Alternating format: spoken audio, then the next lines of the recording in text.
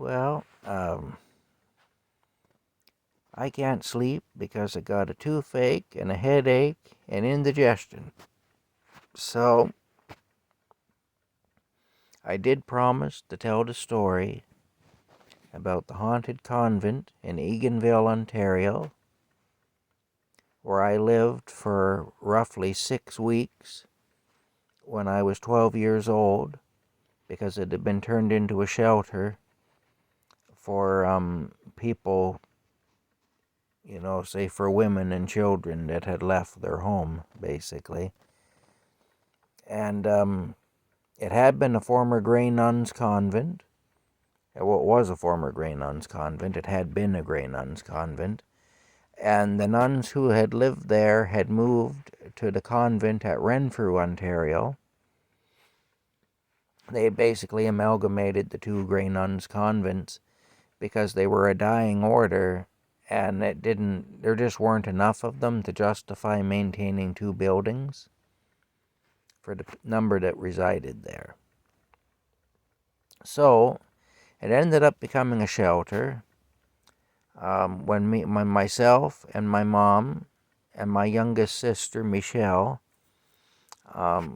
when we left, basically when my mom left my dad, there was no room for us at the shelter. There was a shelter in Carleton Place, which was the nearest town that had one, but it was full. There were no beds, and in those days, those types of shelters were rare. Really, there weren't a lot of them around because it was a new thing.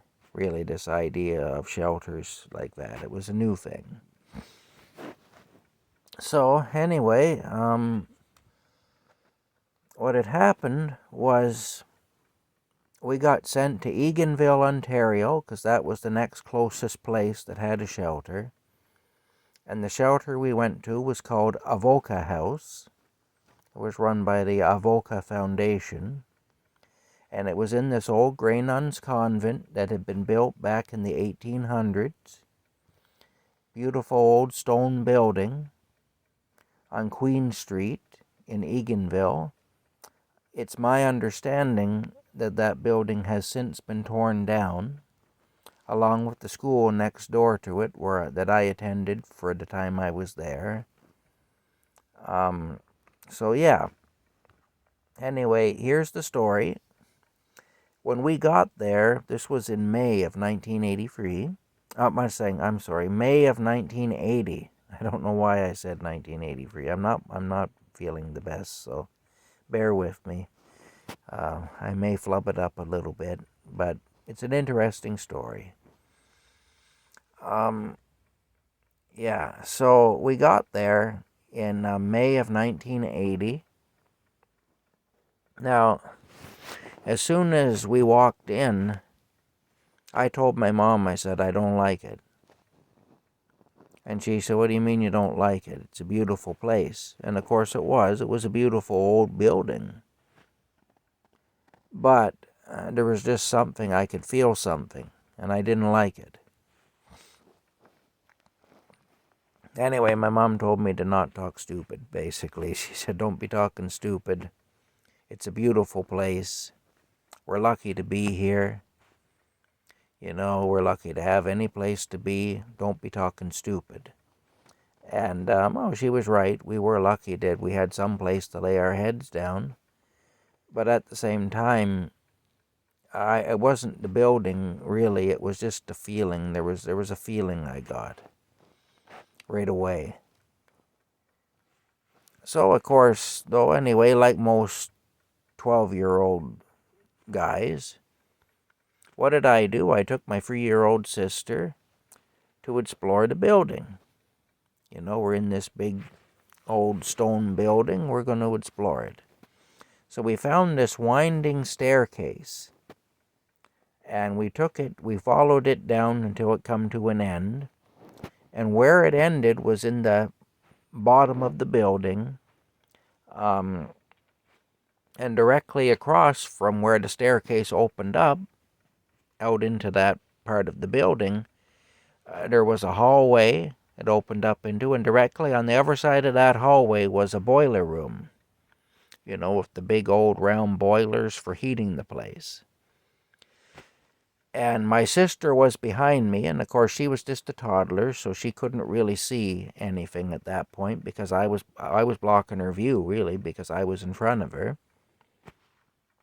I look across the hall, and I see this beautiful girl, looked to be about my age, and she was really pretty, and she had beautiful long blonde hair that just basically came down, and it just flowed down over her, and it covered her right from head to toe, this long blonde hair coming down off her head.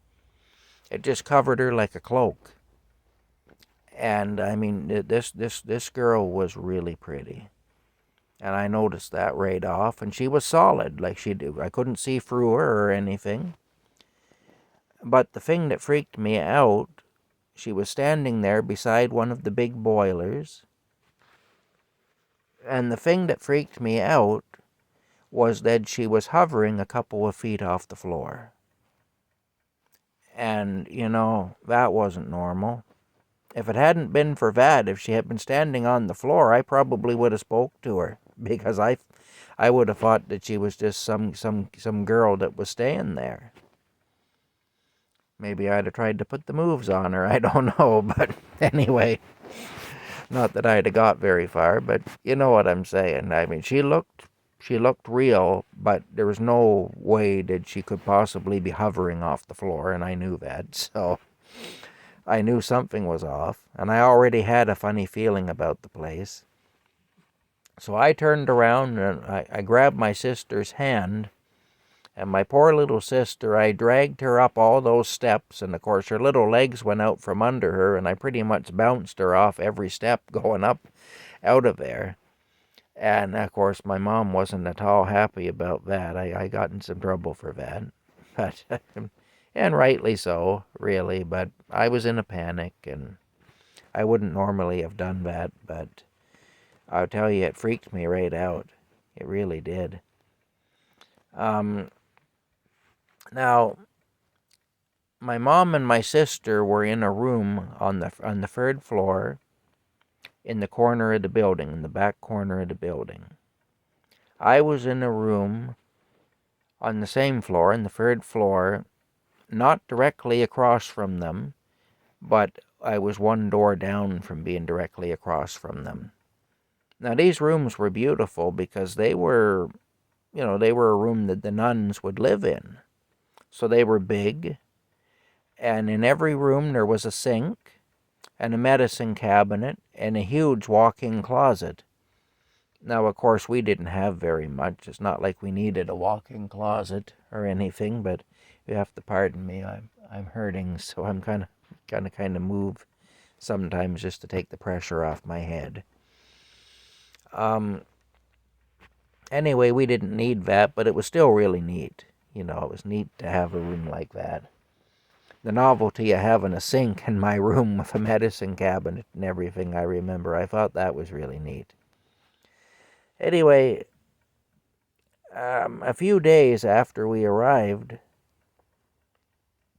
my mom put my sister to bed in their room.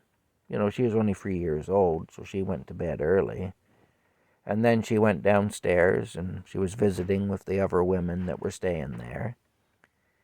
And when she was ready to come up to bed, she comes back up, and she goes into the room, and my sister's laying there wide awake. And she says, "Mama, there was a lady in the room."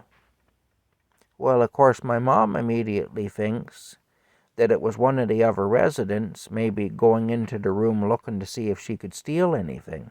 Looking to see maybe if there was some money, if she had some money or whatever, or anything she might be able to steal. And so she starts quizzing my sister Michelle out. She says, she said, "What did this lady look like?"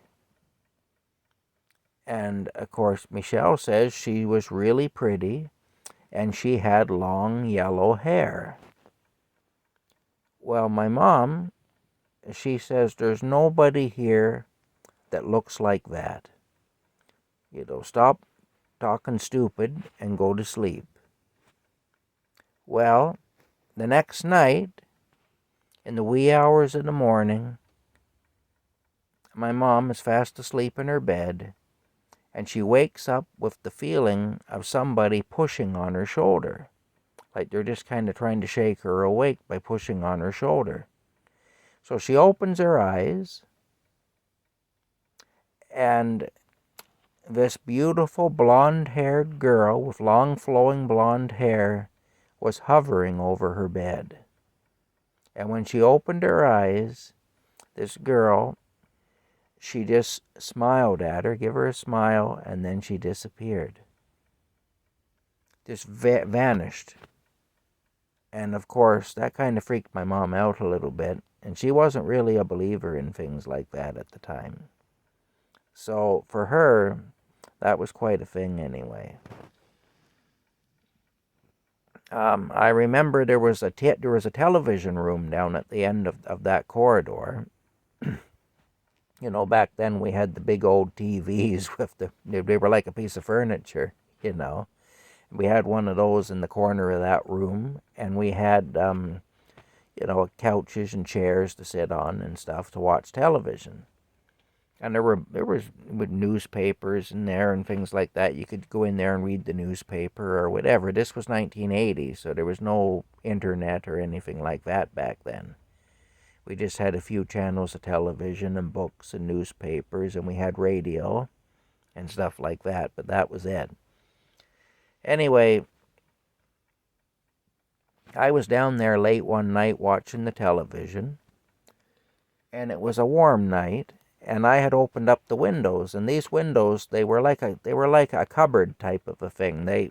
You basically unlatched the window, and you pulled it open. You didn't lift the window open. It was like a hinged door basically, but made out of glass with a wooden frame. So you would pull the window open is what you'd do, and it was on a hinge, and then to close it, you'd just push it closed and you'd latch it. There was like a latch that you'd turn or whatever to close the window, to lock the window. Well, before I left there, I had the windows open. I closed them all, latched them, and I leave that room and I'm going down the hall, heading to my room, and I hear the windows fly open. All the windows in that room flew. They just flew wide open. Now, I had latched them all. I closed them and latched them. And this wind came out of that room and down the hall, and the wind actually went right past me. I mean, it hit me too, but it went right past me down this wide corridor in this beautiful old stone building. And I remember it just made me shudder, And I went back, and I looked in the room, and all the windows were closed and latched. Yet I had heard them blow open, and I had felt that wind. So that was another story anyway. Now, it turns out what had happened, and I only found this out after we left there. I heard the story after we left there. What had happened was, back in the 1800s, when the Grey Nuns still occupied that place, one of the local people, some local man who had a daughter, he brought his daughter there to stay with the nuns so that they could, what he said is so they could straighten her out, because he said she wasn't acting right. Now, what she was doing, I don't know. You got to consider back then it wouldn't take very much, and she was really pretty, so I'm sure she got a lot of attention from boys and whatnot, and maybe that was the cause of the trouble.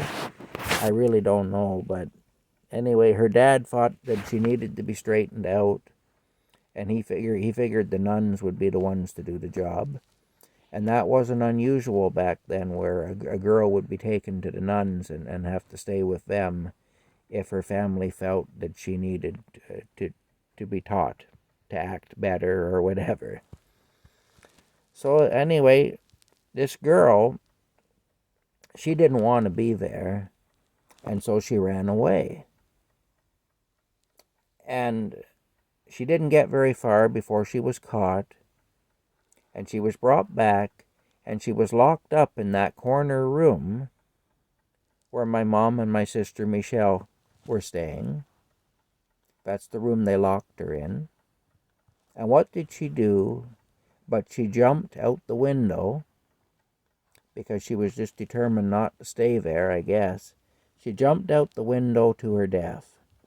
And the poor little girl ended up dying on the ground there below the window. And that's what happened to her. But apparently that girl matched the description of the girl that I and my mom and my sister all saw.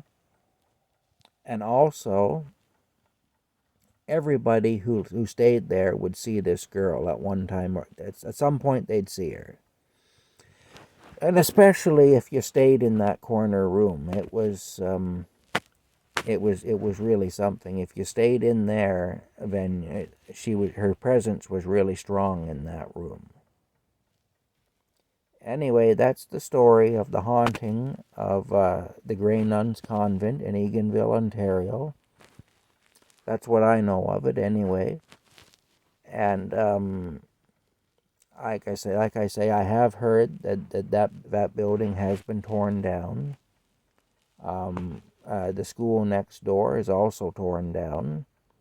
I have some stories about that too. Actually, I had a teacher there who wasn't very nice. He was kind of a harsh person, and she resented the fact that the nuns were no longer in the convent, and she blamed the ladies who were staying there in the shelter for the nuns not being there. And she was she's pretty vocal about it and pretty rude about it too. Anyway, but I'll tell you some stories about that soon. But she put me through a little bit of trouble over the fact that my mom was one of those women anyway, and that I was staying there. So I'll tell you all that another time, but I promised that I would probably tell you about the haunting, and so I did. So I just told you that. Now, there is another part of the story that I'm not going to tell here, because I honestly think that people will think I'm right off my rocker if I do. And I'm kind of afraid of, drawing negative attention to myself. But there was another incident that happened to me when I was there that's just incredibly... Well, it was an incredibly powerful thing that happened anyway, and I just don't feel comfortable to talk about it on this channel. So I can't see that I'll ever tell that story, but there was a little more anyway to my part of the story, or at least to what I experienced. But anyway, that's the story of the convent. I hope you enjoyed it. I enjoyed telling it, and like I say, my tooth and my head are hurting, but I'm doing well. I'm still on this side of the sod, and I'm making progress. Every day I'm getting things done, and trying to get myself out of the situation I find myself in right now. And all in all, I'm pretty happy. I've met some really good people who have helped me a lot, and I've been fortunate. I'm in a bad situation, but I'm actually very fortunate, and I'm grateful. And I just wanted to say that. I feel the need to say that, because I just don't want to be complaining. It's not good to just complain all the time. Yes, I'm hurting, but things could be a lot worse. Anyway, I hope y'all have a good night and wonderful sleep and great dreams. I hope my story doesn't give any of you nightmares. That wasn't its intention. I hope it doesn't do that. And yeah. Anyway, good night. Good night from me and Rocky. Sweet dreams and good night, and talk later.